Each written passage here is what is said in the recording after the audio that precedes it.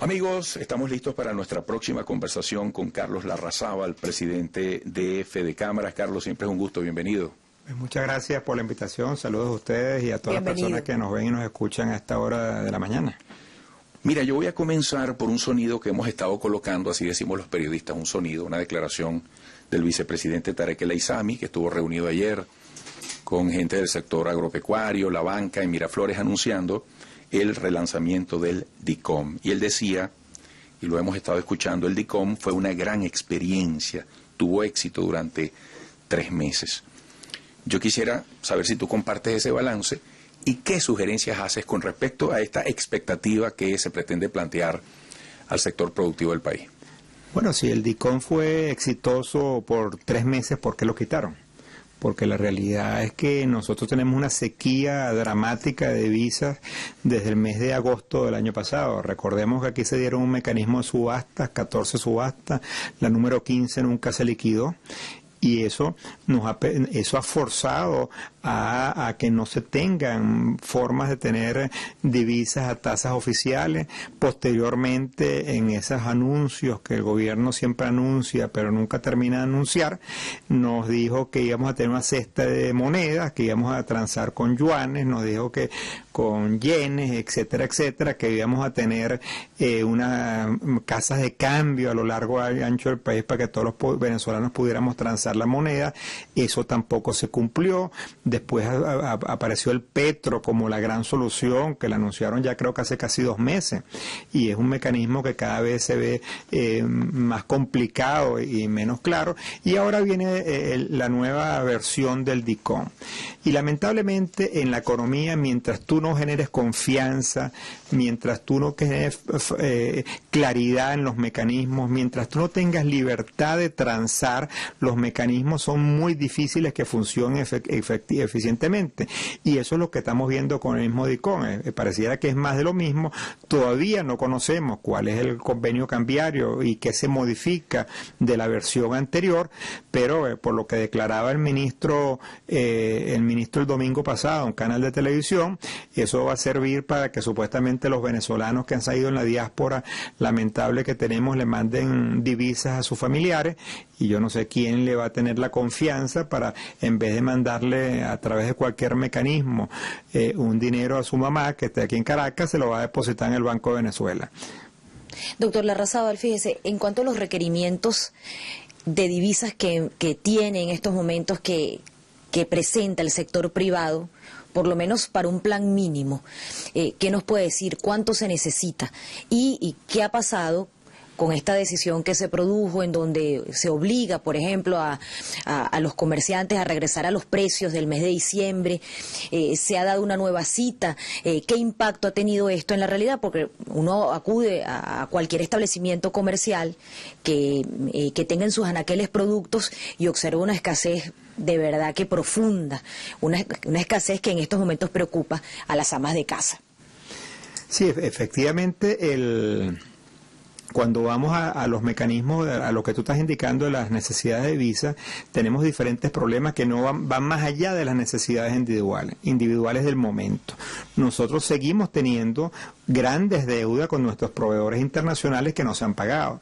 Recordemos que hace 3 años el gobierno dio las autorizaciones de liquidaciones de divisas, y después es que dio las autorizaciones de que se trajeran los productos, y después no autorizó la liquidación de esas divisas. Los proveedores confiaron en los clientes venezolanos, confiaron en el gobierno venezolano, y nosotros no le pudimos pagar porque el gobierno no asignó esas divisas. Ahí únicamente en el sector manufacturero se debían más de 12.000 millones de dólares. Entonces, ¿qué es lo que te sucede cuando, por ejemplo, salieron las subastas del año pasado? Tú llamabas a tus proveedores habituales y te decías, sí, yo te quiero despachar, pero págame lo viejo. Entonces, esa es una realidad que no se le ha buscado solución y que requiere que tú establezcas un mecanismo de refinanciamiento, que tú le digas a esa gente cómo le vas a pagar, porque así no, el crédito internacional está cerrado, y cualquier cosa que tú vayas a comprar en los actuales momentos la plata por delante. Es la plata por delante porque nadie le presta lamentablemente a los venezolanos en los actuales momentos porque, le repito, no hay la palabra confianza y los mecanismos. Entonces eso hace que las necesidades se multipliquen, porque si tú tuvieras confianza, tú tuvieras un mecanismo de crédito establecido, tú llamas a tus proveedores, mira, bajo este nuevo modelo económico que estableció el gobierno venezolano, y obviamente bajo un mecanismo político diferente, que no se esté persiguiendo la empresa privada, oye, ahora sí te puedo dar un crédito de 90 días y puedes vender el producto y pagarle después, y no necesitas la plata por delante. Y lamentablemente eso es lo que hace que incrementar las necesidades. En el caso de que tú hables del desabastecimiento, fue dramático desde que vimos desde que arrancó el año como una decisión irresponsable del gobierno de ir a obligar a bajar precios cuando ellos mismos habían aumentado el salario mínimo de una forma significativa, lo que aumentó obviamente la estructura, porque lo que hay que entender que si a ti te suben las estructuras de costo y tú cada vez fabricas o vendes menos, cada cosa que vendes o fabricas te cuesta más cara, para tú poder tener el flujo de caja que te permita pagar sueldos, salarios y a tus proveedores. Y eso originó toda una cantidad de compras nerviosas, de saqueo selectivo, que desaparecieron el producto en los canales comerciales. Ahora reponerlo es una tarea titánica porque no hay producto, no hay divisa y se hace la situación mucho más compleja. ¿Y en cuánto tiempo podría, perdón que Eduardo, que me cole con esta pregunta, en cuánto tiempo podrían reponerse los inventarios? Mira, la situación es compleja porque las empresas están trabajando apenas a un 30% de capacidad y ya muchas empresas se pararon desde el mes de noviembre en vacaciones anticipadas porque no tenían materia prima. Los inventarios pocos que llegaron con las subastas de agosto del año pasado ya se agotaron. Entonces tú no tienes productos no tienes materias primas para vender y muchos productos llegan al mercado por canales informales que se valoran a la tasa que uno no puede nombrar. Entonces eso presiona hacia arriba. Entonces tiene que haber un mecanismo de libertades cambiarias, un mecanismo de políticas económicas que garantice las libertades económicas para que esto se empiece a mover. Y lamentablemente el gobierno sigue con su agenda política, porque lo que uno ve acá es una agenda política profunda que no va dirigida a un cambio de modelo, que es la causa fundamental de la crisis que estamos viviendo. Yo quiero que al regreso, Carlos Larrazábal, en tu conducción como presidente de FEDECámara y sobre la base de lo que acabas de decir, si no hay productividad, si aumentan los sueldos, pues aumentan los costos, hablemos del empresariado y su capacidad para generar empleo. Caramba, empleo frágil, empleo precario en estos tiempos cuando ya no solamente uno escucha la frase trabajar a pérdida por parte de los empleadores, sino también de los empleados que muchas veces no les alcanza el sueldo para pagar el carrito por puesto y llegar a su lugar de trabajo. Yo quiero que hablemos de esa perspectiva de cara a la próxima visita de la delegación de la OIT. Bueno, ¿qué puede pasar? ¿Qué podemos esperar? ¿Cuál va a ser el planteamiento y los puntos a discutir? Regresaremos.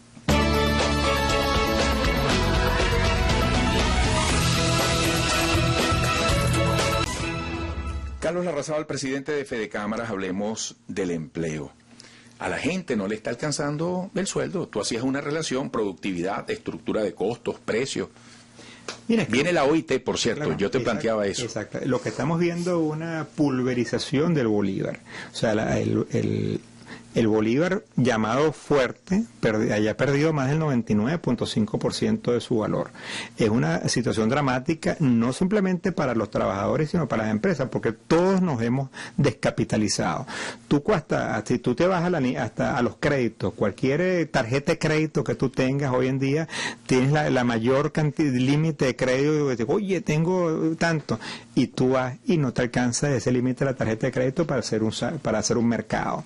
Entonces, y a veces te sucede que tú tienes que pagar la tarjeta de crédito hasta mitad de mes porque te van a cargar el cable y si no tienes cupo para que te carguen el cable. Entonces esa es la tragedia, pero no es que va vinculada a una cosa sistémica como tal. Hoy en día tú ves muchas empresas también que están haciendo grandes esfuerzos para pagar cualquier cantidad de cosas fuera del salario, porque en este mecanismo perverso que tenemos en la economía también está la retroactividad de las prestaciones. licitaciones, donde eso te crea una falsa ilusión. Primero, que para la empresa le origina un costo inmenso de una persona que tenga mucha antigüedad, que te tiene que recalcular a estos aumentos continuos que tiene, pero al final del día, cuando la persona se va, claro, eso no vale nada. Entonces, no, el objetivo es totalmente perverso, porque tú deberías de tener esa capacidad de tener ese mecanismo ya en tu bolsillo para que tú lo gastes y tú como ciudadano puedas tener esa capacidad de ahorro. Por eso la realidad es lo que se está viendo un éxito, sobre todo lo reportaba en nuestra Fedecámaras de Bolívar y en el estado Zulia, de las cantidades de personas que están renunciando en los empleos por el éxodo que se están yendo, porque prefieren, aunque seas un profesional que trabaje en Maracaibo, irse para el otro lado y trabajar de taxista, de mesonero o de parqueador de carro. Doctor Larrazábal, ¿qué expectativas tiene Fedecámaras con respecto a esa visita de la Organización Internacional del Trabajo, que tenemos entendido incluso ustedes formaron parte activa en la promoción de esa comisión que va a arribar aquí al país? Bueno, la comisión está viniendo a comprobar unas demandas que ha hecho Fedecámaras hace bastante tiempo, ya varios años atrás. Ya eso vinieron una primera visita en enero del 2014, donde se venía a comprobar la violación de diferentes convenios internacionales que son ley de la República. Hay un convenio que establece que para todos los países miembros de la OIT, de la Organización Internacional de Trabajo, es obligatorio que cualquier discusión de salario mínimo se haga de forma tripartita, empleadores, Estado y trabajadores, para medir los impactos y que no se pierda la capacidad del salario y que esté acompañado con políticas que te aumenten la producción. Eso obviamente aquí no se hace, lo hemos denunciado 1000 veces. Los otros mecanismos son de las libertades sindicales, que para efectos de la OIT, nosotros como gremio empresarial también somos como un sindicato de empresarios, como igualmente el sindicato de los trabajadores, que tanto los trabajadores como los empresarios tengamos libertad de acción para defender los intereses de nuestros agremiados. Y también los acosos y la persecución que hay contra el sector. Esto se ha venido denunciando de una forma reiterada y nosotros pedimos ya en el marco de la Asamblea General de la OIT que se aplicara el artículo 26 de lo que es los estatutos de la OIT, que es lo que se llama la comisión de encuestas, una comisión de investigación para que se instalen en Venezuela, ayudar y a tratar de ver cuáles son los problemas. Eso es una penalización muy importante que la OIT nada más la ha aprobado como unas 10-12 veces, la aprobó en el caso de Polonia, cuando el Movimiento Solidaridad, recordemos de Walesa, la ha aprobado en Bielorrusia, la ha aprobado en Sudáfrica en su momento, y ellos la ven con mucho cuidado. Ellos vienen a hacer esta última, segunda, es inédito por cierto, que sea una segunda visita, porque todas las recomendaciones que hicieron en el 2014, ninguna se ha cumplido. Y también que es inédito que sea una demanda que viene de los empleadores. Normalmente estas demandas vienen de los trabajadores, y es también inédito. Esa es una visita que llega este fin de semana, van a estar reunidos obviamente con el gobierno, con los sindicatos afines al gobierno. También nosotros hemos presionado y se ha logrado así para que también se reúnan con los sindicatos independientes, aunque es una visita promovida por Fedecámara. Pensamos que es fundamental que ellos escuchen a los sindicatos independientes, a la CTB, a la UNT y a las otras fracciones que no son oficialistas, y también escuchen la realidad de las dificultades que estamos viviendo y el impacto social que tiene esas dificultades en los venezolanos. Ellos van a estar desde el día 29 hasta el día 2. Harán de esa visita un informe, aquí no va a haber prensa, el objetivo de ellos es que no estén dándole declaraciones a nadie, sino son simplemente como una investigación casi de un tribunal, diría yo, que viene por cierto una comisión de alto nivel, viene el presidente de todos los sindicatos del mundo y su asistente, el presidente de todos los empresarios del mundo, que es un señor de Sudáfrica, y el representante del vocero de todos los países del mundo, que en este caso la vocería la va a traer el embajador de Perú en Ginebra. Viene una delegación de 9 personas con tres personales técnicos de la Organización Internacional de Trabajo como apoyo. El país viene hace mucho tiempo en una sensación de pérdida. En diciembre, el llamado mercado paralelo tuvo un envión que no se ha detenido, aceleró su ritmo. Se han intentado 2 controles este año para llevar los precios al 15 de diciembre. El resultado es que los supermercados están vacíos. Esta pregunta la hago con mucha responsabilidad. ¿Volveremos a ver los supermercados con el abastecimiento precario, pero abastecimiento al fin que había antes de estas medidas de la SUNDE dirigidas por el Ejecutivo? Porque, insisto, lo que hemos venido viendo de diciembre para acá es que lo que se va perdiendo no logra reponerse. Realmente es un tema angustiante y muy preocupante. Esta no es una realidad nueva, Eduardo Sonsiré. Recordemos, si vemos las declaraciones del sector primario afín a Fedecámara, Fedeagro, Fedenaga, desde noviembre del año pasado, Aquiles Hopkins, en una rueda de prensa muy responsable, nos indicó que únicamente el gobierno dio semillas y fertilizantes para sembrar el 30% de las áreas cultivables. Eso es lo que tú sembraste el año pasado, es lo que vas a comer ahorita. O sea, tú no puedes, el proceso biológico de una siembra o el ganado que tú vas a comer, la carne que va para matadero, el ganado que va para matadero, no lo creas de la noche a la mañana.